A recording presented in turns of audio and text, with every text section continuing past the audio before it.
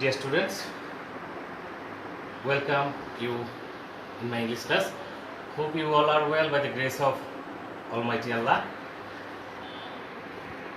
In my last class, I discussed on sentence connectors, and in my first class, I told you that it will take 3 classes topic.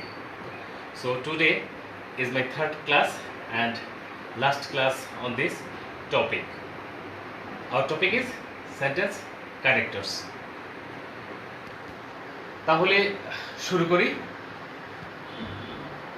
তোমরা জানো যে গুরুত্বপূর্ণ কিছু sentence connectors আমি তোমাদের গত 2 ক্লাসে পড়িয়েছি। আজকে আমাদের শেষ ক্লাস সেন্টেন্স কানেক্টরস এর উপরে। তো আজকে আমরা শুরু করব ফার্দারমোর দিয়ে। তারপর আরো গুরুত্বপূর্ণ 2-4টা সেন্টেন্স কানেক্টরস তোমাদের সাথে আজকে আলোচনা করব। তাহলে আমরা শুরু করি।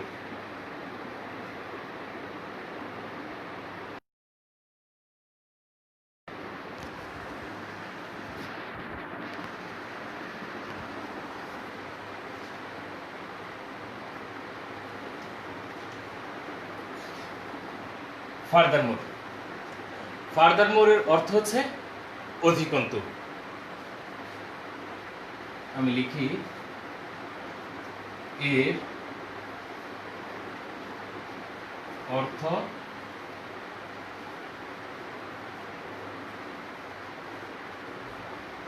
অধিকন্তু।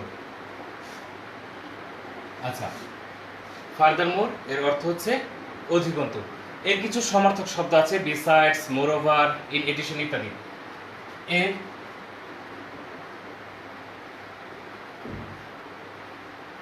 সমার্থক হচ্ছে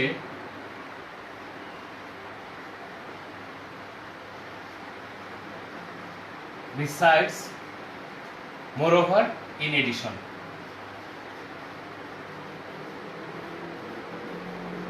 মোরওভার, ইন এডিশন। হ্যাঁ, দেখো, বিসাইডস, মোরওভার, ইন এডিশন ইত্যাদি।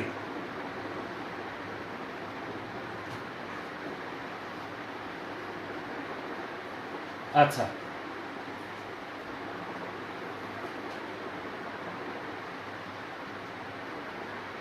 মূল বিষয় বা মূল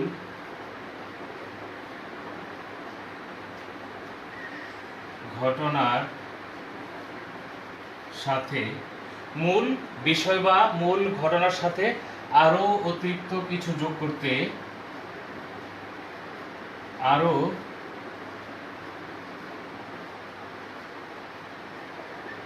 অতিরিক্ত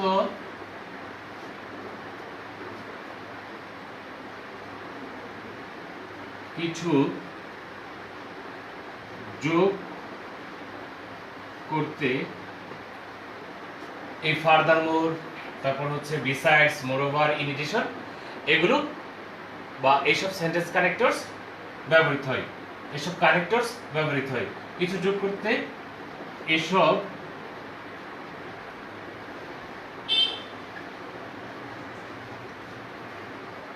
কানেক্টরস ব্যবহৃত হয়। হ্যাঁ, দেখে নাও, বলা হচ্ছে যে ফার্দারমোরের অর্থ অধিকন্তু, এর সমার্থক হচ্ছে বিসাইডস, মোরওভার, ইন এডিশন ইত্যাদি। মূল বিষয় বা মূল ঘটনার সাথে আরো অতিরিক্ত কিছু যোগ করতে এসব কানেক্টরস ব্যবহৃত হয়। মূল বিষয়বস্তু যেটা থাকবে সেটার সাথে আরো অতিরিক্ত কোনো কিছু যোগ করার জন্য এই সেন্টেন্স কানেক্টরস ব্যবহৃত হয়। আমি কিছু উদাহরণ দেব তোমাদের, উদাহরণ দিলে আশা করি তোমাদের কাছে ক্লিয়ার হয়ে যাবে। আমি এটা মুছে দিচ্ছি।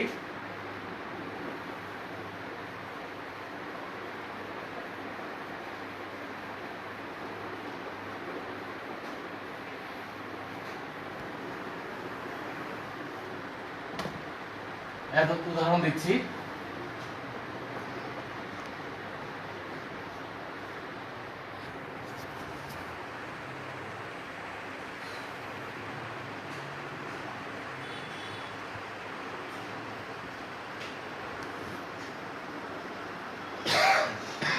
reading is a good way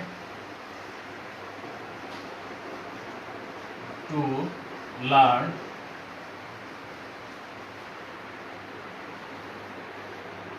new vocabularies.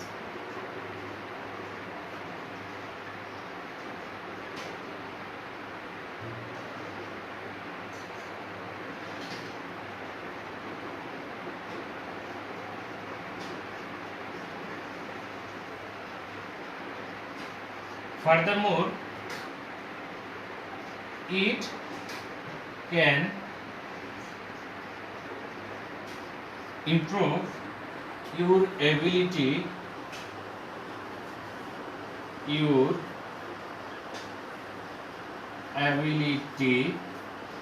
to spell words correctly.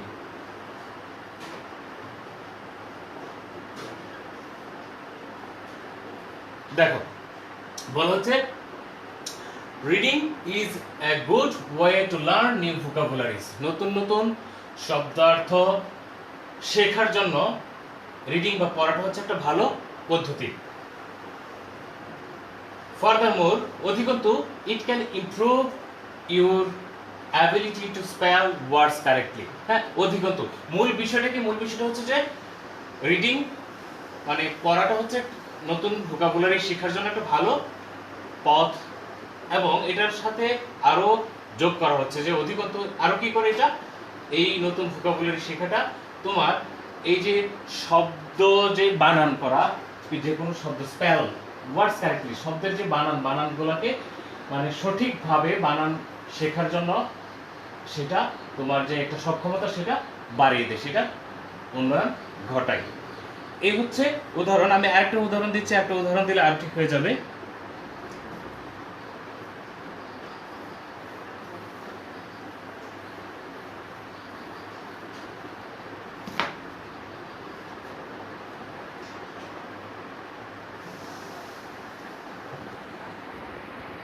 Using mobile phone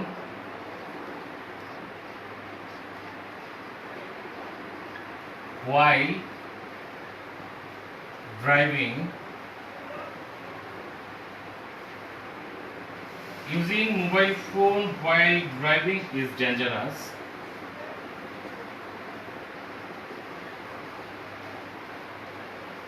Is dangerous, and furthermore,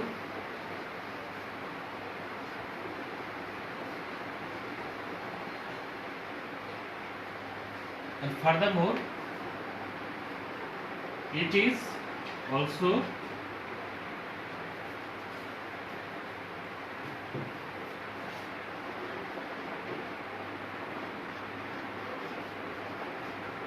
illegal. এই যে দেখো কোন হচ্ছে যে using mobile phone while driving is dangerous, গাড়ি চালানোর সময় মোবাইল ফোন ব্যবহার করাটা বিপজ্জনক, এবং অধিকন্তু এটা ইলিগাল বা অনৈতিক। হ্যাঁ, অনৈতিক যেটা বলি না কেন আমরা। তো দেখা যাচ্ছে যে মোবাইল ফোনের কথা বলা হচ্ছে যে ড্রাইভিং এর মোবাইল ফোন ব্যবহার করাটা বিপজ্জনক, এর সাথে আরো বলা হচ্ছে যে এটা ইলিগাল। আশা করি ফার্দারমোর তোমাদের ক্লিয়ার হয়েছে।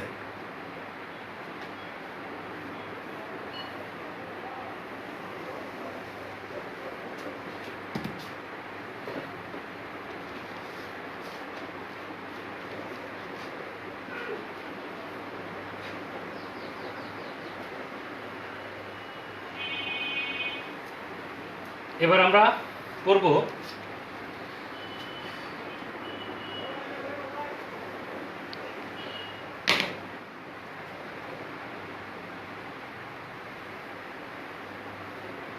ইনফ্যাক্ট, তারপর হচ্ছে ইনফ্যাক্ট, অ্যাকচুয়ালি,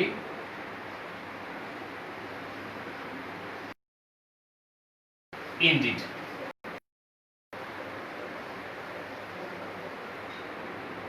দেখো ইনফ্যাক্ট, অ্যাকচুয়ালি, ইনডিড, তিনটা একই রকম, একইভাবে তিনটা কানেক্টরস একই রকম ভাবে ব্যবহার করা যায়।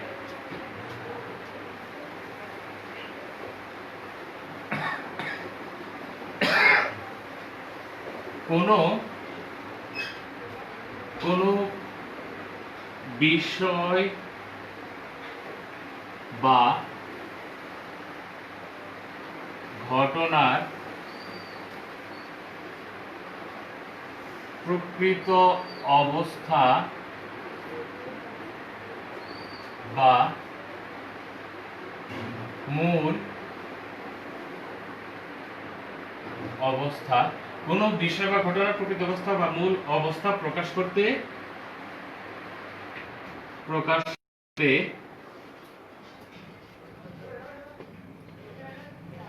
এসব কানেক্টরস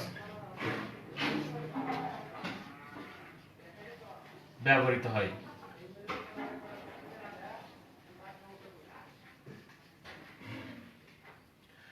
কোনো বিষয় বা ঘটনার প্রকৃত অবস্থা বা মূল অবস্থা প্রকাশ করতে এসব কানেক্টরস গুলো ব্যবহৃত হয়। যে কোনো বিষয়ের যে প্রকৃত অবস্থাটা, সেই অবস্থাটা প্রকাশ করার জন্য এই কানেক্টরস গুলো ব্যবহৃত হয়।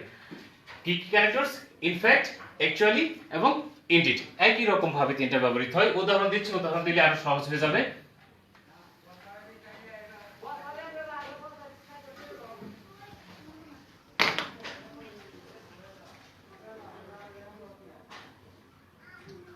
I was not present in the meeting.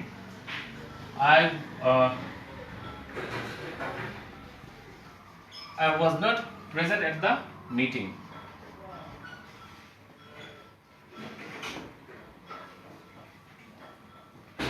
So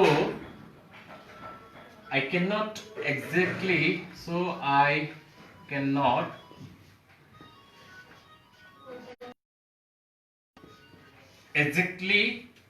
say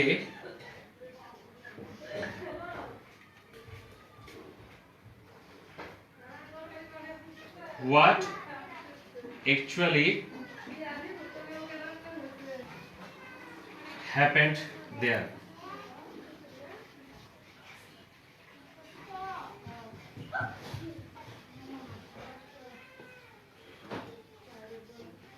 In fact,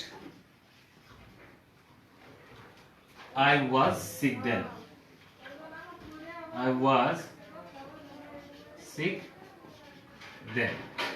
দেখো সেন্টেন্সটা দেখো, আমি বুঝিয়ে দিচ্ছি।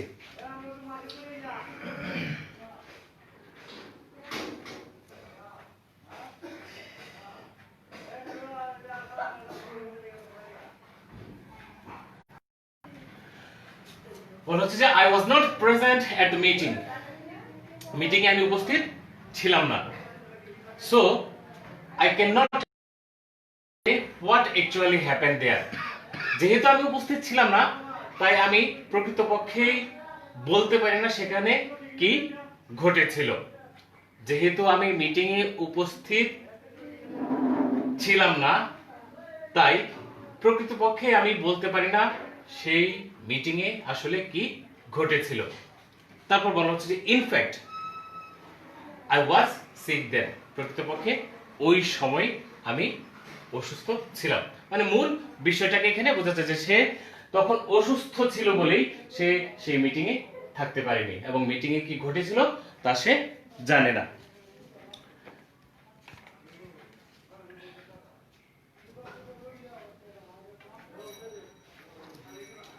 এরপর যে সেন্টেন্স কানেক্টর আসবে সেটা নিয়ে কথা বলি।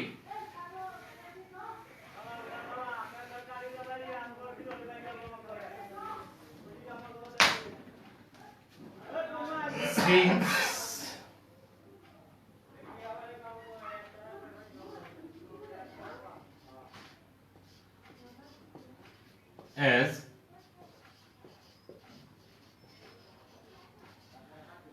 because, since, as, because, এই তিনটা কানেক্টরস মোটামুটি একই অর্থ প্রকাশ করে। সিন্স অ্যাজ বিকজ এই তিনটা কানেক্টর সি কারণ বোঝাতে ব্যবহৃত হয়। মূলত এই কানেক্টরস গুলো ইত্যাদি ইত্যাদি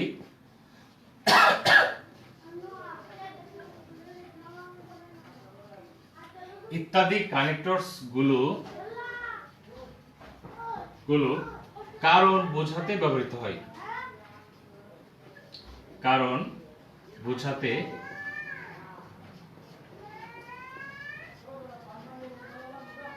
ব্যবহৃত হয়। এই যে তিনটা কানেক্টরস, এই তিনটা কানেক্টরসই কারণ বোঝানোর জন্য ব্যবহৃত হয়। আচ্ছা দেখো, সিন্স এর অর্থ মতে হিসেবেও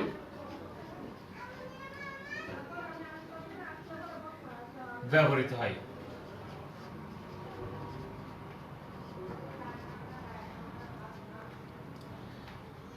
আবার অ্যাজ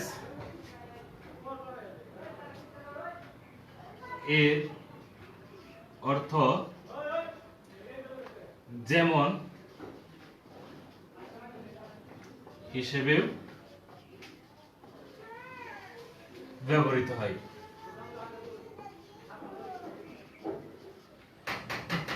একটু পড়ো।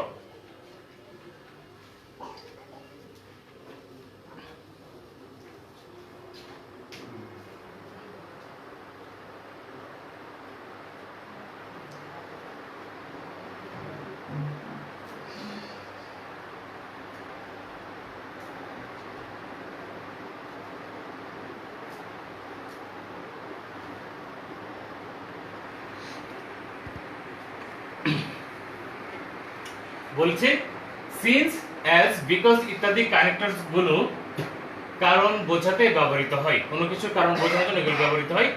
এর মধ্যে সিন্স শব্দটা আমরা মতে অর্থেও ব্যবহার করতে পারি, আবার অ্যাজ এর অর্থ যেমন হিসেবেও ব্যবহার করতে পারি। উদাহরণ দিচ্ছি,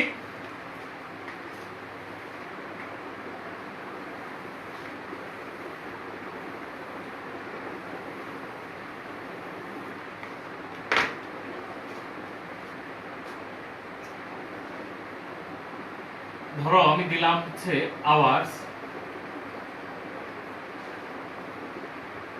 is an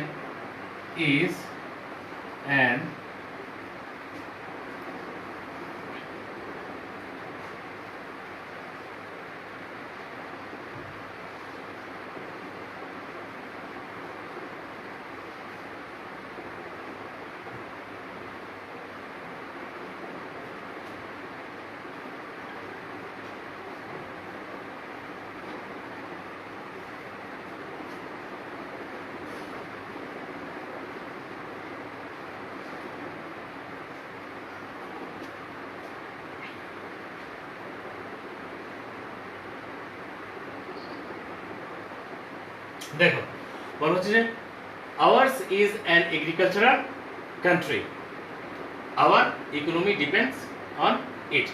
এখানে আমি সিন্স দিতে পারি, অ্যাজ দিতে পারি, বিকজ দিতে পারি, যা ইচ্ছা সেটাই দিতে পারি। ওকে, ধরো আমি এখানে সিন্স বা অ্যাজ দিই, যে কোনো একটা দিই। আমি দিলাম অ্যাজ, দিলাম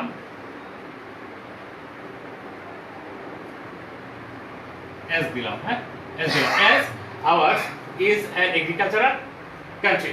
বলে আগেই বলেছি যে কারণ বোঝাতে ব্যবহার করা হয়, সবগুলো কারণ বোঝাতে ব্যবহার করা হয়। তার মানে কি, কারণ আমাদের দেশ হচ্ছে একটা কৃষি নির্ভর দেশ, কৃষি ভিত্তিক দেশ। Hour economy depends on it, তাই এর উপর আমাদের যে অর্থনীতি সেটা নির্ভরশীল বা সেটা নির্ভর করে। আমাদের অর্থনীতি এটার উপর নির্ভর করে। কোনটার উপর নির্ভর করে? এগ্রিকালচারের উপর। As বা since, ours is an agricultural country, our economy depends on it. As ours is an agricultural country, our economy depends on it. যেটাই আমি দেই না কেন সেটাই কারণ হিসেবে ব্যবহার করছি, যে কারণ আমাদের দেশ হচ্ছে একটা কৃষিভিত্তিক দেশ, তাই আমাদের অর্থনীতি এই কৃষির উপর নির্ভর করে। আরেকটা উদাহরণ দিচ্ছি,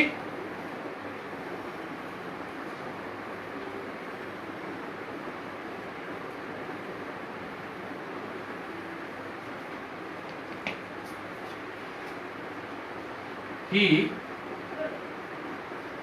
could not attend the class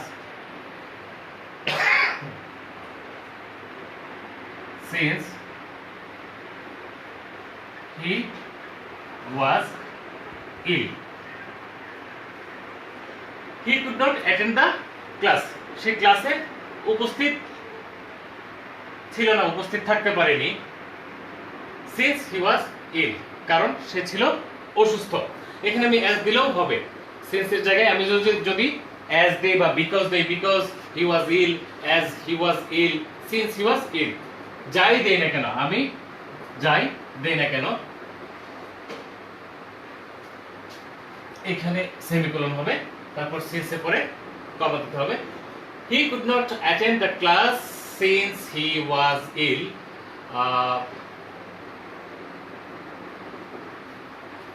যেহেতু সে অসুস্থ ছিল, তার অসুস্থতার কারণে সে ক্লাসে উপস্থিত থাকতে পারেনি। এই গেল উদাহরণ।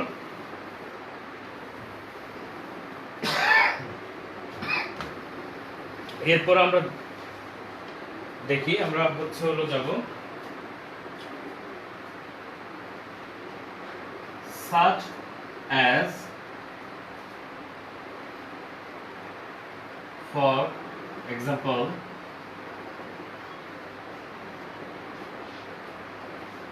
for instance,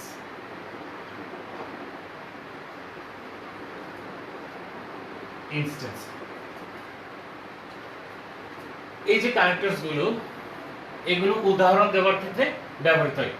ইত্যাদি ইত্যাদি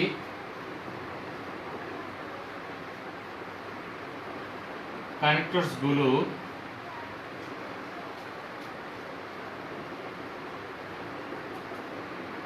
উদাহরণ দেবার ক্ষেত্রে ব্যবহৃত হয়। আমরা যখন কোনো কিছুর উদাহরণটা নিই, উদাহরণ হিসাবে কোনো কিছুর প্রসঙ্গ নিয়ে আসি, তখনই such as, for example, for instance, এই ক্যারেক্টারস গুলো ব্যবহার করে থাকি।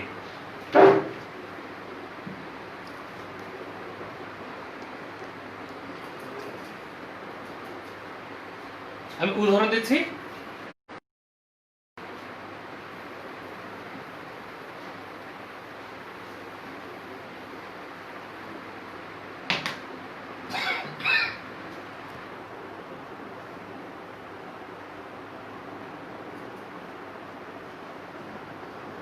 There are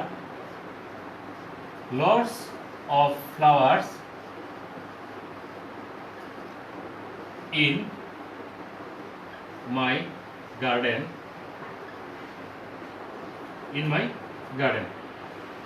দিলাম কি বললাম আমি, যে there are lots of flowers in my garden, আমার বাগানে অনেক রকমের ফুল আছে, অনেক রকমের ফুল আছে আমার বাগানে।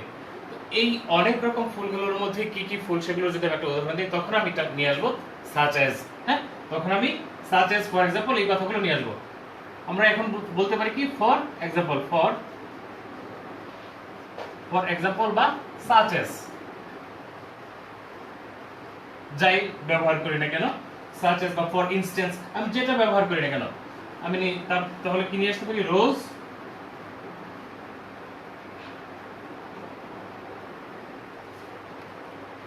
যেহেতু ফুলের নাম আমি ক্যাপিটাল লেটার লিখছি, রোজ, লিলি, তারপর আমরা নিয়ে আসতে পারি লিলি, জেসমিন,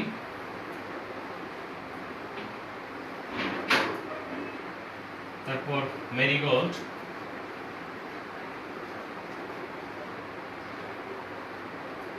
কদম,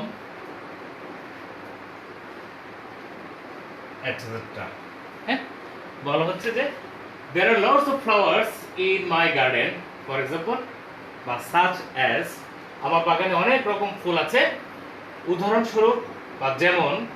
হ্যাঁ, যদি ফর এক্সাম্পল দিই তাহলে চলে আসে কি, যে উদাহরণস্বরূপ গোলাপ, তারপর আমরা শাপলা, জেসমিন বা জুই যেটা বলি না কেন, জুই, মেরিগোল্ড, গাঁদা, কদম, এইসব ফুল বা সাচ এর অর্থ বোঝাচ্ছে যে যেমন এই ফুলগুলো। আশা করি এটা তোমাদের কাছে ক্লিয়ার হয়েছে। এবার এই ছিল মোটামুটি তোমাদের গুরুত্বপূর্ণ কিছু কানেক্টরস আমি যেগুলো তোমাদেরকে পড়িয়েছি। এছাড়া তোমাদের সাথে আরো আমি কিছু কনজাংটিভ নিয়ে কথা বলেছিলাম, সেগুলো ছিল ইদার অর, নেদার নর, তারপরে not only but also, both and, এগুলো আমি এগুলোর চারটা উদাহরণ দিই। চারটা উদাহরণ দিলে তোমাদের কাছে এগুলো ক্লিয়ার হয়ে যাবে।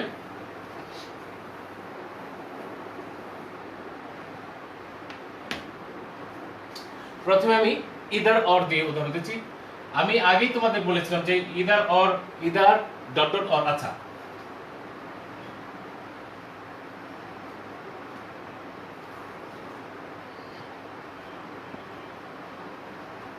ইদার অর আগেই বলেছিলাম, প্রথম ক্লাসে এটা নিয়ে আলোচনা করেছিলাম যে ইদার অর হচ্ছে হয় এজন না হয় ওজন, মানে হয় এ না হয় ও, অথবা বস্তুর ক্ষেত্রে আমরা বোঝাতে পারি যে হয় এটি না হয় ওটি। এই যে ধরো হোয়াইট বোর্ড আর ধরো এই প্যান, হ্যাঁ, ইদার দিস অর দ্যাট, মানে হয় এটি না হয় এটি, দুটোর মধ্যে যে কোনো একটার কথা বলতে গেলে এই ইদার অর ব্যবহৃত হয়। একটা উদাহরণ দিচ্ছি, উদাহরণ দিলে এটা ক্লিয়ার হয়ে যাবে।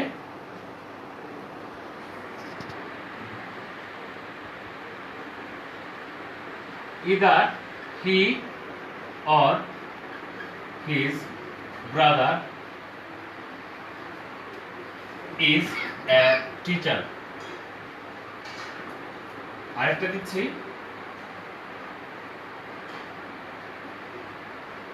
either Maruf or his friends are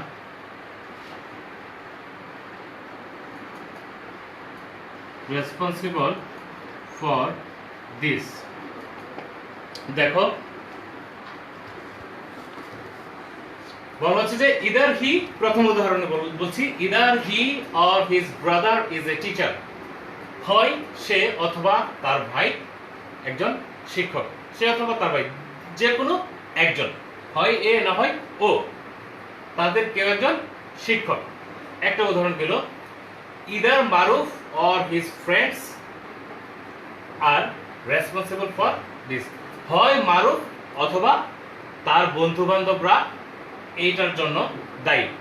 আরেকটা জিনিস তোমরা খেয়াল করবে, ইদার অর বা নিদার নর এগুলোর পরে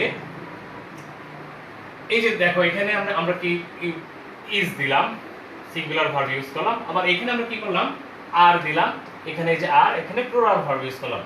এখানে প্লুরাল ইউজ করার কারণ হচ্ছে আমরা সবসময় দেখবো যে ভার্বের কাছাকাছি কোন সাবজেক্ট থাকে, ভার্বের কাছাকাছি যে সাবজেক্ট থাকে সেই সাবজেক্ট অনুযায়ী আমরা ইজ বা আর বসাবো। যেহেতু either Maruf or his friends responsible for this, আর যেহেতু তাদের বন্ধু বান্ধবের কথা পরে বলা হচ্ছে, হ্যাঁ, আমি যদি এখানে অন্য একটা ভার্ব ইউজ করতাম সেই ক্ষেত্রে আমার সেই ফ্রেন্ডসদের কথাই বলতে হতো, কারণ আমি বলেছি যে যেই ভার্বের কাছাকাছি যে সাবজেক্ট থাকবে সেই সাবজেক্ট অনুযায়ী আমরা অক্সিলারি ভার্ব বসাবো। নিদার নর নিয়ে আমি এখন কথা বলি।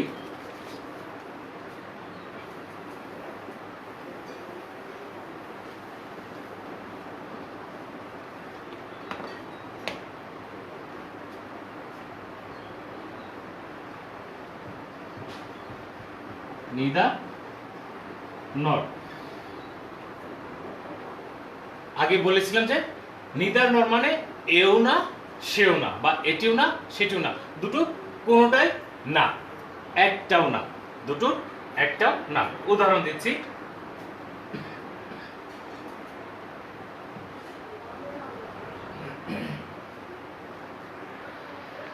Neither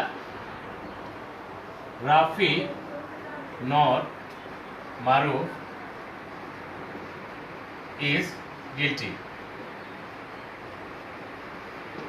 Neither Rafi nor Maruf is guilty. Rafi বা মারুফ এদের কেউই অপরাধী না।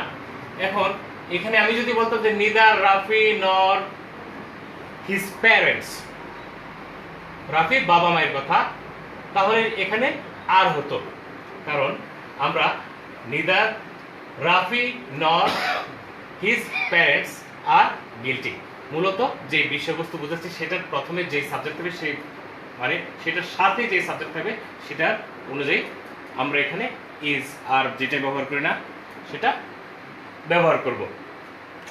নিদার রাফি নর মারুফ ইজ গিলটি। আরেকটা উদাহরণ দিচ্ছি,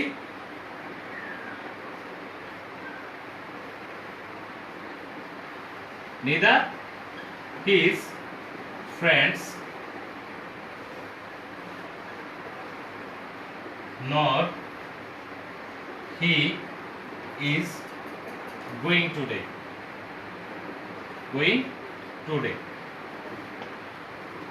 সে বা তার বন্ধু বান্ধব কেউই আজ যাচ্ছে না। neither his friends nor he is going today, যেহেতু এখানে হি, এখানে যদি আবার থাকতো যে neither he nor his friends, তখন এখানে ইজ না হয়ে আর হতো। আশা করি ক্লিয়ার। আরেকবার দেখে নাও।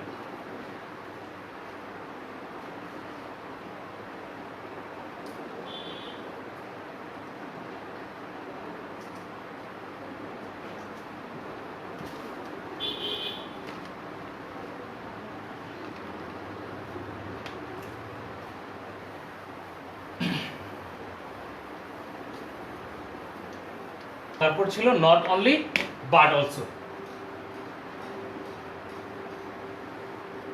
নট অনলি বাট অলসো মানে হচ্ছে এ না সেও, এটি না সেটিও, মানে শুধু একটি না অপরটিও, এটা বোঝাতেই নট অনলি বাট অলসো ব্যবহার করা হয়। একটা উদাহরণ দিচ্ছি, একটা উদাহরণ দিলে আরো, not only dot dot but also. আচ্ছা, এক্সাম্পল দিচ্ছি, he not only a good person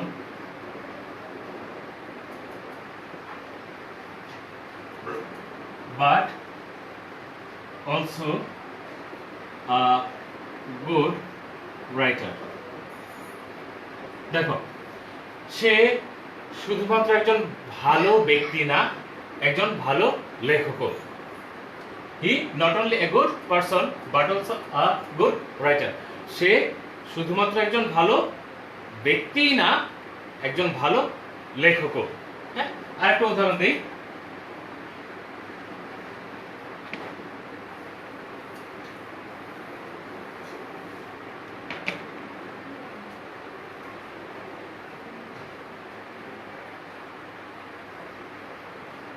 not only my father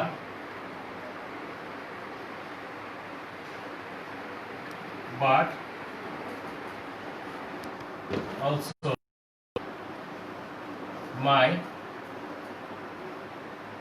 uncle was a footballer.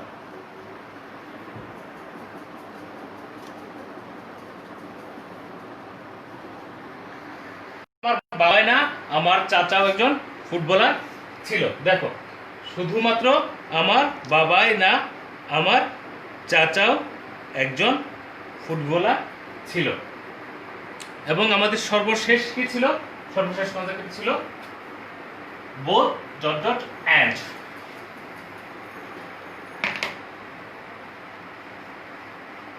Both and এর অর্থ হচ্ছে উভয়ই। হ্যাঁ, এর অর্থ হচ্ছে উভয়ই। আচ্ছা, একটা বিষয় তোমাদের মাথায় রাখতে হবে যে এই বোথ ডট ডট অ্যান্ড এগুলো নেগেটিভ সেন্টেন্সে ব্যবহার করা ঠিক না। বোথ ডট ডট অ্যান্ড আমরা পজিটিভ ক্ষেত্রে ব্যবহার করব, নেগেটিভের জন্য আমরা নিদার নর নিদার নট সেটা নেগেটিভের ক্ষেত্রে ব্যবহার করব, কিন্তু বোথ অ্যান্ড এটা আমরা নেগেটিভ অর্থে কখনোই ব্যবহার করব না। একটা উদাহরণ দিই তোমাদের।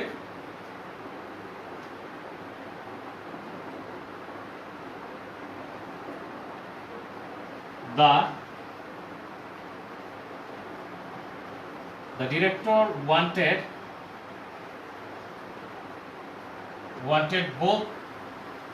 both to win and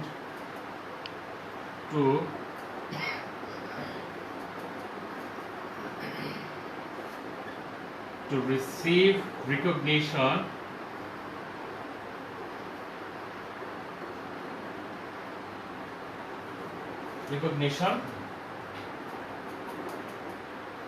for his work। বলা হচ্ছে the director wanted both to win and to receive recognition for his work। পরিচালক উভয়ই চেয়েছিল, কি চেয়েছিল? তার জয় এবং তার স্বীকৃতি, তার যে কাজ সেই কাজের যে জয় এবং সে কাজের স্বীকৃতি। অর্থাৎ এখানে বোঝাচ্ছে যে একজন পরিচালক তার যে সিনেমা সেই সিনেমার জন্য কোনো একটা পুরস্কার জিততে চেয়েছিল এবং সাথে সাথে সে তার সিনেমার যে একটা স্বীকৃতি সেই স্বীকৃতিটা চেয়েছিল।